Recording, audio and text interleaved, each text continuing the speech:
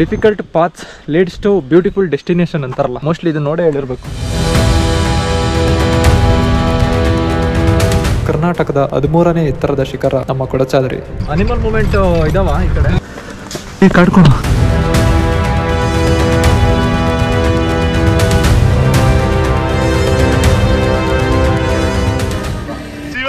ಬಂಡ್ರು ಮನೆ ಕೂತ್ಕೊಂಡು ಏನೇ ಮಾಡ್ತೀರಾ? ಬಂಡ್ರು ಬಂಡ್ರ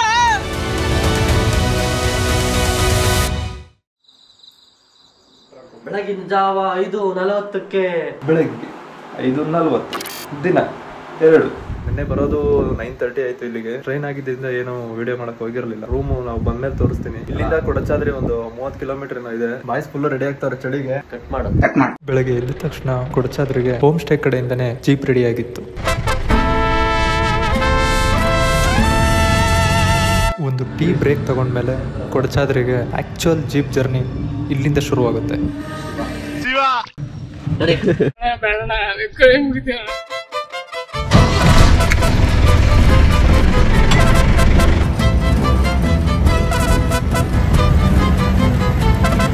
ನಾವು ಸ್ಟೇ ಆಗಿದ್ದು ನಿಟ್ಟೂರಲ್ಲಿ. ನಿಟ್ಟೂರಿಂದ ಕೊಡಚಾದ್ರಿ ಪೀಕ್ 17 ಕಿಲೋಮೀಟರ್ ಆಗುತ್ತೆ. ಈ ದಟ್ಟ ಕಾಡಿನ ಮಧ್ಯೆ ಹಾದು ಹೋಗ್ಬೇಕಾದ್ರೆ ನಮ್ಗೆ ಮೊದಲು ಸಿಗೋದೆ ಕೊಡಚಾದ್ರಿ ಚೆಕ್ ಪೋಸ್ಟ್.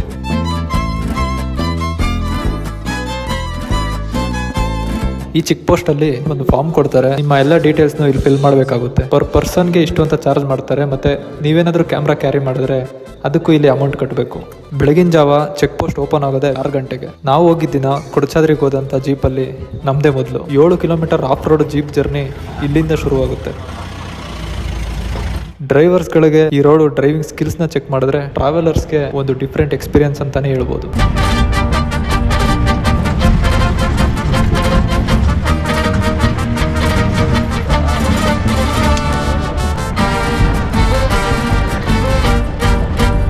ಈ ಒಂದು ಡೆನ್ಸ್ ಫಾರೆಸ್ಟ್ ಮಧ್ಯದಲ್ಲಿ ಹೋಗ್ಬೇಕಾದ್ರೆ ಸುಮಾರು ಅನಿಮಲ್ಸ್ ಗಳು ಸೈಟ್ ಆಗೋ ಚಾನ್ಸಸ್ ಗಳು ಇರುತ್ತೆ. ನಮ್ಗೆ ಜೀಪಲ್ಲಿ ಹೋಗ್ಬೇಕಾದ್ರೆ ಸೈಟಿಂಗ್ ಆಗಿದ್ದು ಕಾಡು ಕೋಳಿ. ಈ ರೀತಿ ಡಿಫಿಕಲ್ಟ್ ಆಗಿರೋ ಈ ಆಫ್ ರೋಡ್ ಅಲ್ಲಿ ಮಳೆಗಾಲದಲ್ಲಿ ಗಾಡಿ ಓಡಿಸೋದಕ್ಕೆ ಒಂದು ಟಾಸ್ಕ್ ಅಂತಾನೆ ಹೇಳ್ಬೋದು.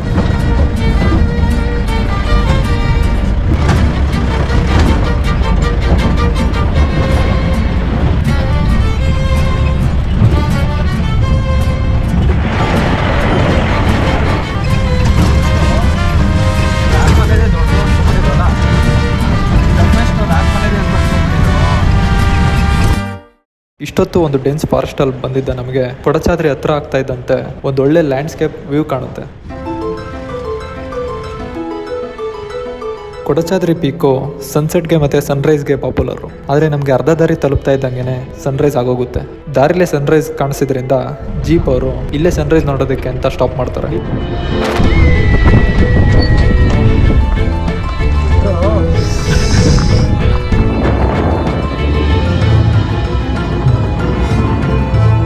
ಸನ್ರೈಸ್ ನೋಡಲು ನಿಂತ ನಮಗೆ ಮೂನ್ ಸೆಟ್ ಆಗೋದು ಕೂಡ ಕಾಣಿಸುತ್ತೆ. ಕೊಡಚಾದ್ರಿ ನೋಡ್ಕೊಂಡು ಬರಬೇಕಾದ್ರೆ ಇದೇ ಪ್ಲೇಸಲ್ಲಿ ಜೀಪ್ ನಿಲ್ಲಿಸ್ತಾರೆ. ಆಗ ಇಲ್ಲಿನ ವೆದರ್ ಫಾಗ್ ಇಂದ ಕವರ್ ಆಗಿರುತ್ತೆ. ಜಾಗ ನಮಗೆ ಮೋಡಗಳ ಜೊತೆ ಇರೋಂಥ ಅನುಭವ ಕೊಡ್ತಾ ಇತ್ತು.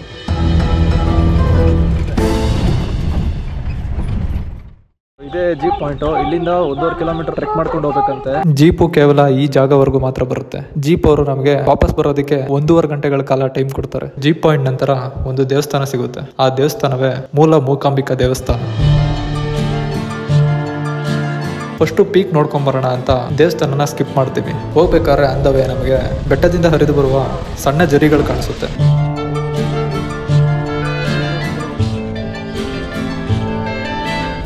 ಇಲ್ಲಿಂದ ಟ್ರೆಕ್ ಮಾಡ್ಕೊಂಡು ಹೋಗ್ಬೇಕು 1.5 ಕಿಲೋಮೀಟರ್ಸ್. ನೋಡ್ರಿ ಕಮಂಡಲ ತೀರ್ಥ. ಸರ್ ಬೆಂಗಳೂರು ಇಲ್ಲೇ ಇರೋದ ನೀವು? ಹೆಂಗ್ ಸರ್ ನೆಟ್ವರ್ಕ್ ಇರಲ್ಲ, ಯಾರು ಮಾತಾಡೋರು ಇರಲ್ಲ. ಹಂಗೆ 3 ಜನ. ದೇವಸ್ಥಾನದಿಂದ ಸ್ವಲ್ಪ ಮುಂದಕ್ಕೆ ಹೋದ್ಮೇಲೆ ದಾರಿ ಚಿಕ್ಕದಾಗೋದ್ರ ಜೊತೆಗೆ ಸ್ಟೀಪ್ ಕೂಡ ಆಗಕ್ಕೆ ಸ್ಟಾರ್ಟ್ ಆಗುತ್ತೆ. Difficult paths leads to beautiful destination ಅಂತಾರಲ್ಲ, ಮೋಸ್ಟ್ಲಿ ಇದು ನೋಡೇ ಹೇಳಿರ್ಬೇಕು. ಹೇಳೋದು ಹೇಳ್ದೆ ಸರಿಯಾಗಿ ಹೇಳಿದ್ಯಾ. ಬಂಡ್ರು ಮನೆ ಕೂತ್ಕೊಂಡು ಏನೇ ಮಾಡ್ತೀರಾ? ಬಂಡ್ರು ಈ ಪಾಯಿಂಟ್ ಅಲ್ಲಿ 2 ಕಾಲ್ದಾರಿ ಕಾಣಿಸುತ್ತೆ. ಲೆಫ್ಟ್ ಸೈಡ್ ಇರೋಂಥ ಕಾಲ್ದಾರಿ ಸನ್ರೈಸ್ ವ್ಯೂ ಪಾಯಿಂಟ್ ಹೋದ್ರೆ, ರೈಟ್ ಸೈಡ್ ಇರೋಂಥ ಕಾಲ್ದಾರಿ ಕೊಡಚಾದ್ರಿ ವ್ಯೂ ಪಾಯಿಂಟ್ ಹೋಗುತ್ತೆ.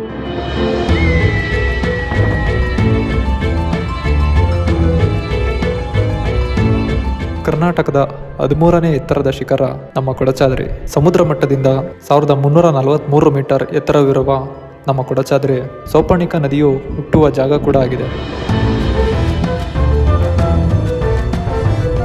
ಕೊಡಚಾದ್ರಿ ಪೀಕ್ಗೆ ನಡ್ಕೊಂಡು ಹೋಗ್ಬೇಕಾದ್ರೆ ಲೆಫ್ಟ್ ಸೈಡಲ್ಲಿ ನಮಗೆ ಪ್ರಪಾತ ಕಾಣಿಸ್ತಾ ಇರುತ್ತೆ. ನಡೆಯೋಕೆ ಅಷ್ಟೊಂದು ಡೇಂಜರ್ ಇಲ್ಲ ಅಂದ್ರೂ ಸ್ವಲ್ಪ ಯಾಮಾರಿದ್ರೂ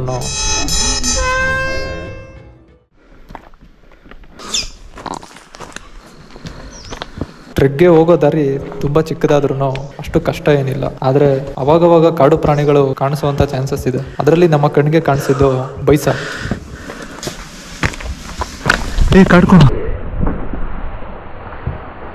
ಕಾಡ್ಕೋಣ ನೋಡಿದೆ ನಾನು. ಎಲ್ಲ ಹೋಯ್ತು, ಓಡೋಯ್ತು ನೋಡಿದೆ ನಾನು. ಬಂಗಿನ್ಬಿಟ್ಟು ತಡಿ, ಕಾಣಿಸ್ತಾ ಇಲ್ಲ. ಇಡೀ ಪೀಕಲ್ಲಿ ನಾವು 3 ಜನ ಫ್ರೆಂಡ್ಸ್ನ ಬಿಟ್ಟರೆ ಇನ್ಯಾರೂ ಇರಲಿಲ್ಲ. ಸುಮಾರು 30 ನಿಮಿಷ ಟ್ರೆಕ್ ಮಾಡಾದ್ಮೇಲೆ ಸಿಗುವಂಥದ್ದೇ ಕೊಡಚಾದ್ರಿ ಪೀಕ್.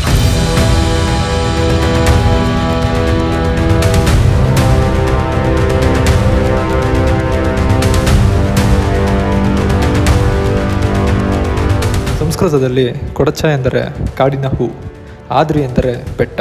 ಈ ಕೊಡಚಾದ್ರಿಯು ಮೂಕಾಂಬಿಕಾ ವನ್ಯಜೀವಿ ಅಭಯಾರಣ್ಯ ಮತ್ತು ಕುದುರೆಮುಖ ವ್ಯಾಪ್ತಿಗೆ ಸೇರುತ್ತದೆ. ಬೆಟ್ಟದ ತುದಿಯಲ್ಲಿ ಸರ್ವಜ್ಞ ಪೀಠವಿದ್ದು ಆದಿಶಂಕರಾಚಾರ್ಯರು ತಪಸ್ಸು ಮಾಡಿದ ಜಾಗ ಅಂತ ಹೇಳ್ತಾರೆ. ಅದಕ್ಕೋಸ್ಕರ ಇಲ್ಲಿ ಒಂದು ಚಿಕ್ಕದಾದ ಗುಡಿ ಕಟ್ಟಿ ಆದಿಶಂಕರಾಚಾರ್ಯರ ಒಂದು ಮೂರ್ತಿಯನ್ನು ಪೂಜಿಸ್ತಾರೆ.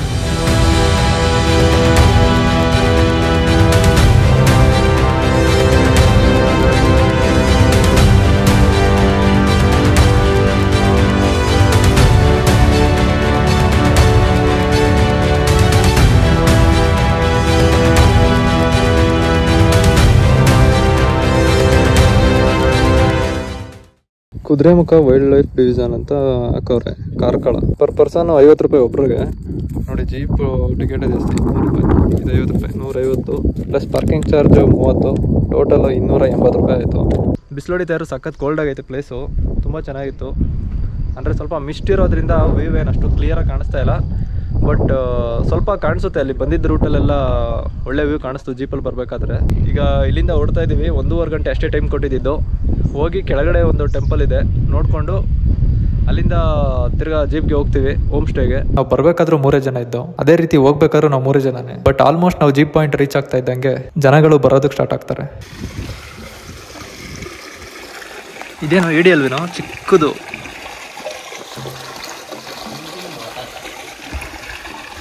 ಅಲ್ಲಿ ಮೀನಾಯ್ತು. ದೊಡ್ಡದು. ಜೀಪ್ ಪಾಯಿಂಟ್ಗೆ ಬಂದಾದ್ಮೇಲೆ ಅಲ್ಲಿರೋಂಥ ಒಂದು ಕಲ್ಯಾಣಿಲಿ ಸ್ವಲ್ಪ ಟೈಮ್ ಸ್ಪೆಂಡ್ ಮಾಡ್ಬಿಟ್ಟು ಅಲ್ಲಿದ್ದಂಥ ಮೂಲ ಮೂಕಾಂಬಿಕಾ ದೇವಸ್ಥಾನ ನೋಡ್ತೀವಿ.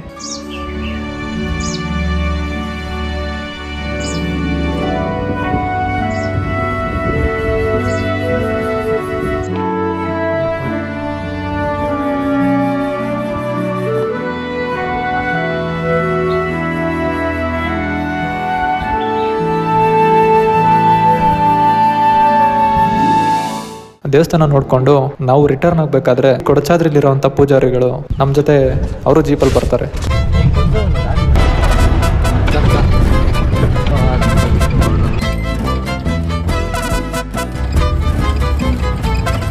ಬೇಸಿಗೆಯಲ್ಲಿ ಬಿಡ್ತಾರಾ? ಇಲ್ಲ, ಈಗ ಯಾವುದು ಬಿಡಲ್ಲ. ಬೇಸಿಗೆ ಟೈಮಲ್ಲಿ ಸ್ಟಾಪ್ ಆಗಿರುತ್ತೆ. ಅಲ್ಲ, ಈ ಜೀಪ್ಗಳು ಇದು ಎಷ್ಟು ಗಂಟೆಗೆ ಕ್ಲೋಸು? 4 ಗಂಟೆ ಕ್ಲೋಸು, 6:30 ರಿಟರ್ನ್ ಹೋಗು. 6:30 ಪಕ್ಕ ಬರಲೇಬೇಕು ಎಲ್ಲರೂ. ಬರೋರಿಗೆ 4 ಗಂಟೆಗೆಲ್ಲ ಅಷ್ಟು. 8 ಗಂಟೆ ಒಳಗೆ 6:30 ಮೇಲಾದರೆ ನೀವು ದಂಡ ಕಟ್ಟಬೇಕು. 8 ಗಂಟೆವರೆಗೆ. 8 ಗಂಟೆ ಮೇಲಾದರೆ ನಿಮ್ಮ ಮೇಲೆ ಯಾವ ನಿರ್ಧಾರ ಬೇಕಾದ್ರೂ ತಗೋಬೋದು. ಕೇಸ್ ಬೇಕಾದ್ರೂ ಹಾಕ್ಬೋದು. ಒಂದು 25,000 ಫೈನ್ ಕಟ್ಟಿ ಅಂತ ಹೇಳ್ಬೋದು 8 ಗಂಟೆ ಮೇಲೆ. ಅನಿಮಲ್ ಮೂಮೆಂಟ್ ಇದಾವ ಈ ಕಡೆ? ಅನಿಮಲ್ ಮೂಮೆಂಟ್ಗಳು ಇವಾಗ ನಾವು ಕಾಡ್ಕೊಂಡು ನೋಡ್ಬೋದು. ಮೇಲೆ ಕಾಡ್ಕೊಂಡ ಇದ್ದಾವೆ, ಹುಲಿ ಇದೆ, ಕರಡಿ ಇದೆ. ನಿಟ್ಟೂರಿಗೆ ತಲುಪಿದ ಮೇಲೆ ಅಲ್ಲೇ ಬ್ರೇಕ್ಫಾಸ್ಟ್ ಮಾಡಿಕೊಂಡು ನಂತರ ನಮ್ಮ ಹೋಮ್ ಸ್ಟೇಗೆ ಹೋಗ್ತೀವಿ. ಸೊ ಇದು ನಾವು ಬುಕ್ ಮಾಡಿದಂಥ ಒಂದು ಹೋಮ್ ಸ್ಟೇ. ಪರ್ ಪರ್ಸನ್ 500 ಆಯಿತು ನಮಗೆ ಟೋಟಲ್. ಹೋಮ್ ಸ್ಟೇದು ಒಂದು ಸ್ಮಾಲ್ ವಿಡಿಯೋ ತೋರಿಸ್ತೀನಿ ನೋಡ್ರಿ.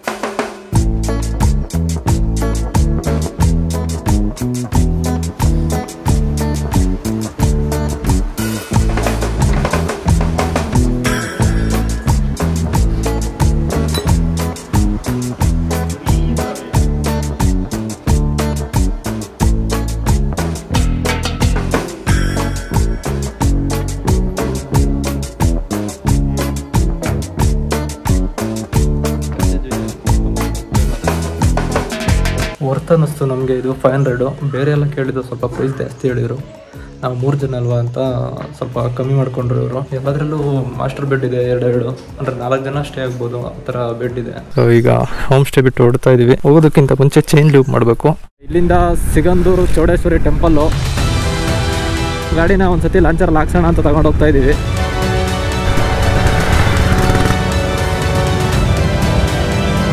ವಿಶ್ವವಿಖ್ಯಾತ ಜೋಗ ಜಲಪಾತಕ್ಕೆ ಸುಸ್ವಾಗತ.